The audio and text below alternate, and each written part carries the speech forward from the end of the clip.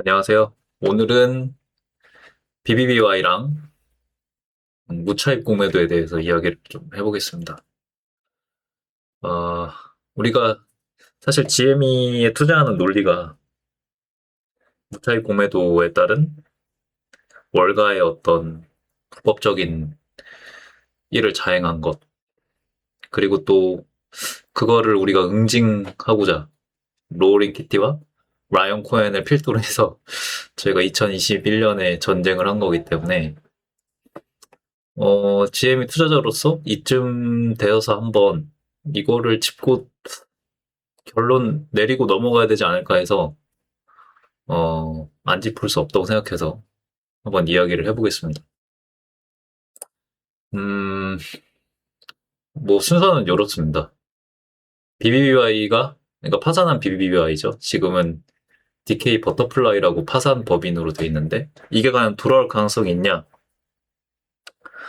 아, 지금 이제 이베이 합병 때문에 이게 다시 좀 주제가 재정화되는 것 같고, 그러면 무차입 공매도는 과연 있냐? 무차입 공매도가 밝혀질 수 있냐? 이게 이제 두 번째 핵심 쟁점.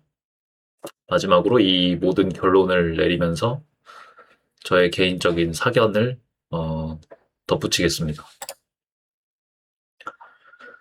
음, 사실 뭐 아실 분들은 다 아실 텐데 제 소결론을 먼저 말씀을 드리면 저는 사실 돌아올 것 같지는 않습니다.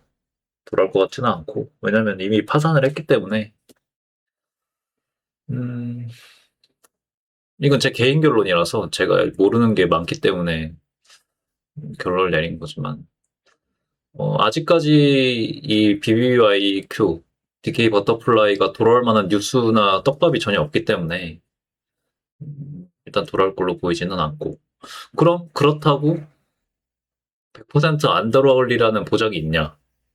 만에 하나 한 2% 3% 확률로 한 2028년에 돌아오면 어쩔 건데 라고 하면 모르죠. 그 돌아올 수도 있죠. 적은 확률로 돌아올 수도 있는데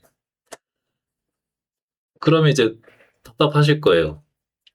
아니 안 돌아오는 것도 아니고 그럼 적은 확률로 돌아올 거면 뭐 어쩌라는 거냐라고 물어봤을 때 제 대답은 굳이 신경 써야 되나? 라는 게 이제 제 개인 결론인 게 음, 어, 저도 물론 이제 BBVI 주주였고 그때 2022년에 한 800만 원 정도 들어갔다가 파산할 때까지 안 나왔거든요. 그러니까 이제 더 많이 들어가신 분들에 비하면 적은 금액인데 근데 그럼에도 불구하고 BBVI 주주였고 게임스탑 장기 주주로서 그럼에도 냉정하게 좀 생각을 해봤을 때 돌아올 가능성은 없지 않을까? 그 돌아오지 않을 가능성을 왜 안 돌아올 거라고 생각하느냐에 대해서 오늘 얘기를 좀 해보겠습니다. 아, 미리 말씀드리자면 좀 무차입 공모도도 안 밝혀질 것 같아요. 그 이유를 좀 천천히 그리고 넉넉하게 설명을 해보겠습니다. 대략적인 이제 배드베스 앤 비욘드의 서사는 지금 보시는 프레젠테이션 것 같은데요. 2022년 3월 달에 라이언 코엔이 이번 이베이랑 비슷하게 콜옵션을 들어가면서 BBVI 지분을 획득을 했습니다. 거의 이제 9% 정도를 획득하는데 성공했고, 이때는 이제 BBVI가 좀 안 좋은 재정 적자 속에 있어서 파산 위기에 있어서 라이언 코엔은 이 BBVI 이사회에 자신의 인사 3명을 넣었는데 성공을 합니다. 성공을 하고 또 라이언 코엔이 주주사안에 밝힌 내용을 보면 BBBY 내에서도 그나마 알짜배기 사업이었던 바이바이 베이비 그러니까 북미의 한 그 업장이 한 190개 정도 되는 그리고 더불어서 약간 온라인의 어떤 지배율도 굉장히 높은 유망 있는 그 유아용품을 파는 바이바이 베이비를 분리해서 그거를 좀 어떻게 잘 이끌어 보려고 했던 그런 서사가 있는데 문제는 이제 2022년 8월에 이 라이언 코hen의 어떤 지분 관련 공시가 나오고, 주가가 급등을 했을 때 라이언 코헨이 이걸 팔아버립니다.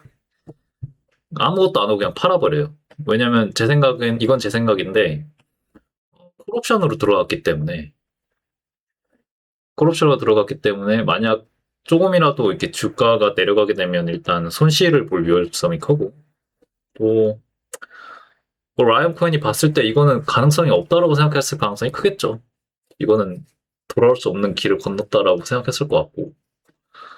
하여튼 그렇게 해서 라이언 코헨은 주가가 급등했을 때 지분을 매각합니다. 이때 수익을 보고 파는데, 뭐 어쨌든 얼마였지? 뭐 6천만 달러인가? 하여튼.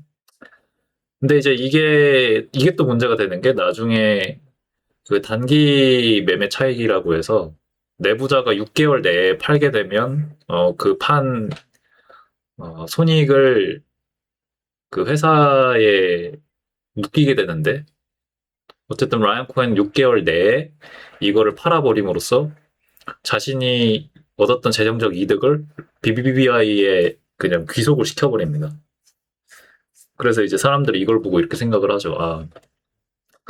라이언 코헨은 그 재정적 이득을 보려고 판 게 아니라 이거는 다 전략적 움직임이다. 이거는 공매도 관련 뭔가를 하려고 일부러 뭔가를 했다. 이렇게 하는 계기가 됩니다. 뭐 어쨌든 라이언 코헨이 나가고, BBVI는 이제 파산에 가까워졌기 때문에, 허드슨 베이 캐피탈이라는 이제 자금원에서 돈을 빌리면서 이제 BBVI에 대한 우선주를 계속 희석하는 지급을 해준 거죠. 그래서 허드슨 베이에서 제가 알기로는 2억 달러인가 이렇게 빌린 다음에 계속 허드슨 베이에게 BBVI에 대한 우선주를 주고, 허드슨 베이는 계속해서 BBVI 가격이 오를 때마다 그 지급받은 우선주를 팔므로써 허드슨 베이가 돈을 벌고, 또 BBVI의 큰 주주였던 JP 모건은 돈 받고 빠지고, 채권 보유자였죠. 빠지고, 개인 주주들만 쏙 빨리고, 결국 BBVI는 파산에 이르는 2023년 4월에 파산을 하게 되는 그런 진행 상태가 됩니다. 그럼 이제 여기서 쟁점은 무엇인고 하면, 그러니까 이제 이 첫 번째 쟁점은 이거죠. 라이언 코헨이 섹션 16B에 해당함에도, 그러니까 자기 이익을 챙기지 않았기 때문에, 뭔가 내부자 정보를 알고 있음에도 자기 이익을 챙기지 않았기 때문에, 어찌됐든 라이언 코헨은 이걸로써 계속 BBVI의 그 재판이 계속 이어지기 때문에 아직까지 다 끝난 게 아니다라고 하는데, 그럼 이제 제 생각은 그 지분을 안 팔지 않았을까? 그러니까 만약 라이언 코헨이 뭔가 BBVI에 무차익 공매도가 있어서 그것을 정의구현하려고 했다면, 그냥 2023년 4월 될 때까지, 파산될 때까지 자기의 지분을 안 팔고 자기가 손해를 본 다음에 그걸로 뭐 JP 모건이라든가 허드슨 베이에 고소를 하지 않았을까? 또 그러니까 라이언 코헨이 자기 손익을 안 챙긴 것이 결국에는, 그리고 이제 섹션 16B 내부자 이게 단기 차익을 가져가지 않았던 게 라이언 코헨이 뭔가 하려고 한 게 아니고, 약간 제가 볼 때는 최대한 BBVI랑 라이언 코헨이 거리를 두려는 식의, 이건 내 일이 아니다. 내가 관여한 BBVI는 내가 관여한 파산도 아니고 나는 그냥 투자자였고, 그래서 나는 이 거래로 얻은 수익도 챙기지 않겠다. 나랑 연관시키지 마라. 그렇게 재판 싸움이 이어졌던 걸로 알고 있습니다. 그러니까 이제 이 BBVI 주주들이 헷갈리는 게 뭐냐면, 이 2023년부터 2025년까지 라이언 코헨이 BBVI에 대한 재판이 계속 이어지게 되는데, 그 이유가 뭐냐면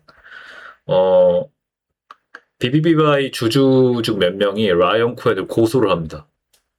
너가 왜 괜히 BBBI 투자했다가 너만 내부자 정보를 알고 빠져가지고 다른 사람들이 그로 인해 다 피해를 본 게 아니냐라고 이제 고소를 하게 되고 2024년에 첫 번째 재판 결과가 나왔는데 기각이 됩니다. 그러니까 재판정에서 라이언 코hen 이거 어차피 다 파산된 주식이기 때문에 뭐 라이언 코hen 이거 뭐 법적으로 문제될 소지가 없다. 그냥 기각한다라고 하고. 근데 그 재판 결과에 대해서 BBBY를 고소했던 BBBY 주주가 항소를 합니다. 그래서 그 항소한 결과가 또 2025년에 나왔는데 그거에서도 기각이 되고. 그러니까 법정에서는 계속 똑같은 얘기를 하는 거죠. 이거는 라이언 코hen 뭐 크게 관련이 없고 파산된 주식이라서 뭐 다른 주주들이 손해 보는데 크게 연관이 없다. 그래서 그냥 기각한다. 사건 처리를 안 한 거죠. 그러니까 재판 처리를 안 하고.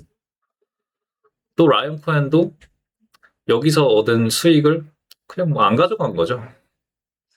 나는 그냥 이거 내 투자로 치지 않겠다. 투자로 쳐서 가져가면은 내 행동주의 투자에 대한 이미지를 까가먹기 때문에. 그래서 제가 바라보는 이 섹션 16B 단기 차익으로 인한 법정 싸움은 사실 그냥 라이언 코헨은 정떼기의 일종이었다고 할 수 있지 않을까라는 게 제 개인적인 의견이고, 일단 뭐 BBBI의 서사는 이렇고요. 그럼 이제 두 번째 쟁점은 이렇습니다. BBBI가 파산을 해서 BBBIQ가 됐고, 그래서 이제 DK 버터플라이라고 해서 파산 법인이 된 건데, 이게 이 DK 버터플라이라는 게 존재하는 이유는 이렇습니다. 지금 BBBI가 곧 그 파산이 됐다고 하더라도 어쨌든 BBBI에 묶여있던 채권, 그러니까 부채와 관련된 소송들은 계속 남아있거든요. 예를 들면 BBBI가 정상적으로 유지가 되던 2019년, 2020년에 그때 이제 HMM이랑 에버그린이랑 그러니까 해운사들이랑 계속해서 이제 물류를 뭐 주고받고 재고를 옮기고 뭐 운항료가 들고 이런 게 있는데 어쨌든 BBBI가 그때 손해를 많이 본 이유가 해운사에서 이런 운송 비용이 굉장히 너무 높게 책정이 돼서 그때 코로나가 있었잖아요. 그래서 그것 때문에 손실을 봐서 파산했다. 뭐 이런 식으로 해서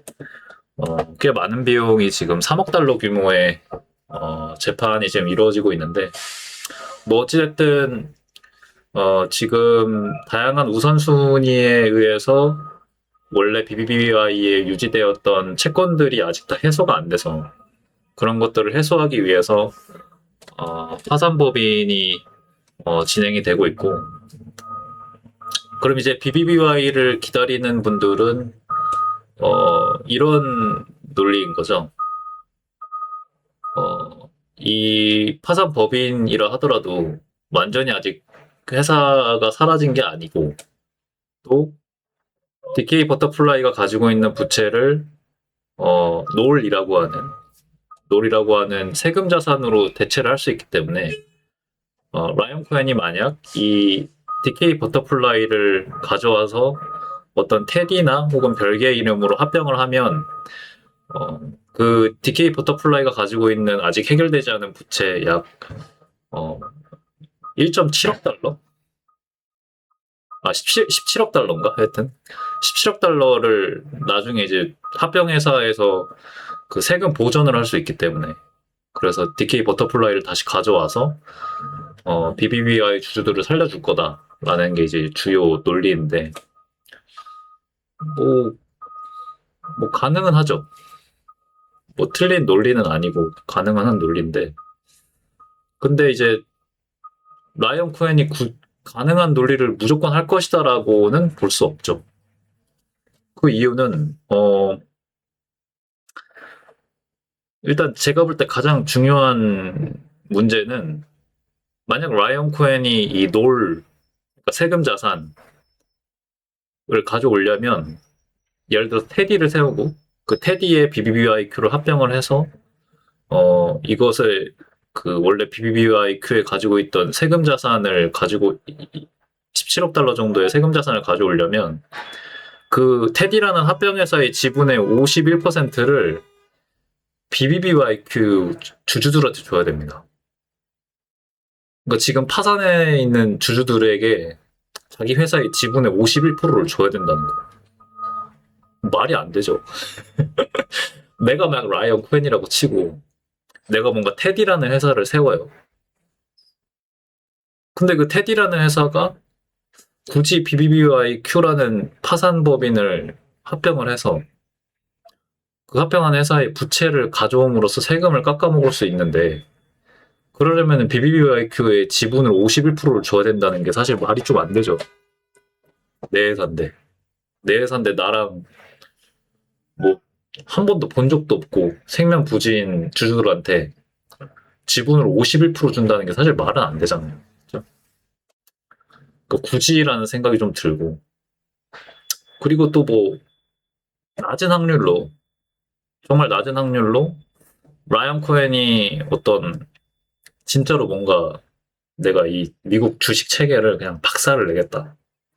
내가 그냥 뭐 SEC고 뭐고 JP 모건이고 뭐고 내가 그냥 오한마로 이 주식시장을 박살을 내버리겠다. 그래가지고 부차익 공매도로 뭔가를 해보겠다라고 해서 뭐 돌아올 수 있는 확률이 있다고 쳤을 때 제 생각에는 뭐 한 2027년이나 2028년 정도에 돌아올 수 있다고 생각합니다. 뭐 그때쯤이면 지금 파산법인인 뭐 DK 버터플라이의 어떤 HMM이나 에버그린이란 소송 중인 문제도 해결이 될 것 같고 그래서 그때쯤이면 돌아올 수 있을 것 같은데 그럼 이제 그때 관심을 가지면 되지 않을까. 굳이 지금 이거를 관심 가질 필요가 있나? 뭐 우리가 지금 이 주식을 살 수 있는 것도 아니잖아요. BBIQ 주식을 살 수 있는 것도 아니고 팔 수 있는 것도 아니기 때문에 뭐 굳이 관심을 가질 필요는 없지 않나라는 게 뭐 제 생각입니다.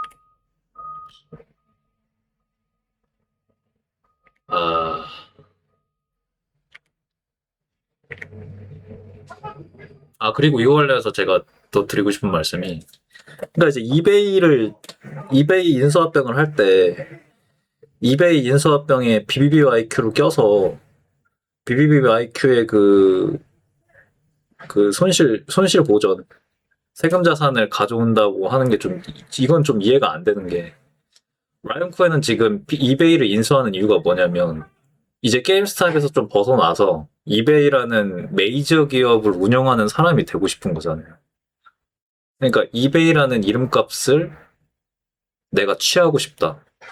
그럼으로써 미국 회사들 중에 그래 좀 이름 있는 기업의 CEO를 하고 싶다.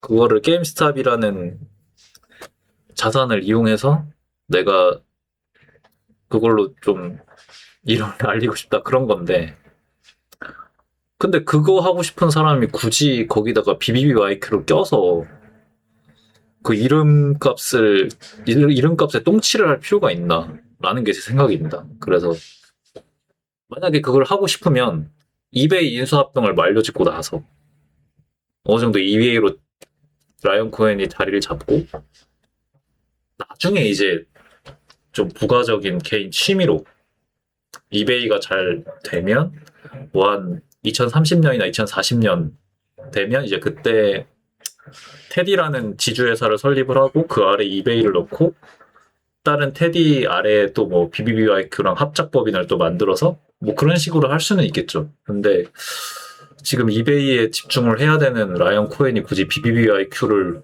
가져오려고 노력을 할까라는 게 제 개인적인 소결입니다. 다음은 이제 무차입 공매도 관련된 내용인데 그러니까 이 무차입 공매도 물론 다 기본적으로는 아시겠지만 이거 기본적인 그 원리를 설명을 해드리면 공매도란 결국 파생상품인 거죠. 그쵸? 그러니까 파생상품이라고 하면 실물 주식으로 거래가 되는 게 아니라 실물 주식을 기반으로 별도의 대차 주식을 만들어서 그걸로 선도 상품을 거래하는 건데, 그러니까 빌려서 한다는 뜻이죠. 쉽게 말하면. 어, 근데 이제 이 주식을 대차해서 하는 것의 기본 원리가 있는 주식으로 한다는 게 아니잖아요. 있는 주식에 근거를 해서 하는 거기 때문에 어쩔 수 없이 어, 차입이 될 수밖에 없고, 또 이 차입이 되다 보면 주식 대차를 해야 되는 시간 소요가 생기게 되고, 예를 들면 기본 주식이 있으면 기본 주식이 브로커한테 가고, 브로커가 딜러한테 보내고, 딜러가 또 마켓 메이커한테 보내고, 그걸 또 개인 기관들한테 가고, 이런 시간 소요가 있기 때문에 어쩔 수 없이 무차입일 수밖에 없는 기간이 만들어지게 되거든요. 그러니까 차입 공매도를 하더라도 옵션이든 뭐 공매도든 차입 공매도를 하더라도 그게 무차입이 될 수밖에 없는 기간이 있다. 그러니까 쟁점은 여기서 발생하는 이 무차입 기간을 가지고 아마도 마켓 메이커나 기관들이, 브로커들이 장난을 쳤을 것이다. 그러니까 예를 들어서 뭐 한 15일 내에 갚아야 돼. 근데 꼼수 부려서 한 16일에 갚어. 아니 17일에 갚어. 18일에 갚어. 이렇게만 기간을 늘려도 이 브로커나 마켓 메이커는 추가 수익을 발생시킬 수 있기 때문에 여기서 이제 무차익 공매도라는 쟁점이 나오게 되는 것이고. 근데 이제 문제는 과연 이거죠. 5년이 지났는데 과연 무차익 공매도가 남아 있을 것인가? 이게 문제죠. 그쵸? 근데 사실 따져놓고 봤을 때 저는 뭐 있을 수 있다고 생각합니다. 어느 정도 확률로 고려를 해야 된다고 생각하는데, 제가 생각하는 건 한 20%? 10% 정도 있을 수 있다고 생각을 하는데, 근데 문제는 지금 이제 라이언 코엔이 하는 걸 보면 오퍼링을 거의 한 2억 주 가까이 했고, 전환사채 포함해서, 오퍼링과 전환사채 포함해서 한 2억 주 가까이 했고, 또 워런트까지 지급을 했거든요. 근데 이 사실 오퍼링, 이 전환사채나 워런트가 약간 파생상품의 성격을 가지고 있어서 약간 표면적으로만 보면 좀 출구를 열어주는 행동이긴 합니다.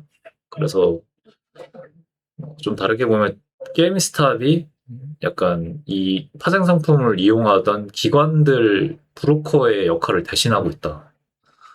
그래서 이거를 긍정적으로 해석을 해보면 게임스탑이 마켓 메이커나 브로커들의 수익원을 차단시켰다. 그 수익원을 게임스탑이 가져왔다라고 생각할 수도 있을 것 같고, 또 반대로 생각을 해보면 이 마켓 메이커나 브로커들이 파생 상품을 운용하기에 좋은 환경을 만들어줬다. 그리고 그 대가를 챙겼다. 라고도 할 수가 있습니다. 그래서 음, 사실 좀 아리까리한 문제죠. 음, 근데 이제 제가 이거 무차익 공매도에 대해서 드리고 싶은 핵심 논조는, 음, 그러니까 이제 무차익 공매도가 존재하는 것과 그 무차익 공매도를 법적으로 처벌하는 것, 그리고 그 무차익 공매도를 법적으로 처벌해서 그걸로 투자 수익을 내는 것, 이 세 가지는 다른 문제거든요. 근데 지금 우리가 5년 동안 지켜가 본 바에 따르면 일단 무차익 공매도가 존재하는지조차 밝혀지지 않았고, 또 이거에 대해서 SEC나 어떤 미국 국회는 관심조차 사실 가지지 않고, 이거는 지금 화면에 보시는 건 SEC에서 밝힌 내부 결론이거든요. 여기서는 무차익 공매도 이런 건 없고 그냥 개인 주주들이 많이 모여서 이런 폭발적인 그게 나타났다라고 결론을 내린 건데, 그러니까 사실 우리가 어떤 이 진실을 밝힌다고 하는 건 단순히 그냥 진실을 끌어올리는 게 아니고 그 진실을 입법, 사법, 행정부가 합쳐서 이걸 들여다보고 법적으로 이게 문제인 걸 규정화시키고 처벌을 하는 이 과정이 필요한데 이 과정이 하나도 진행이 안 됐습니다. 진행할 의지조차 없고. 그래서 제가 하고 싶은 말은 무시할 공매도 존재할 수 있어요.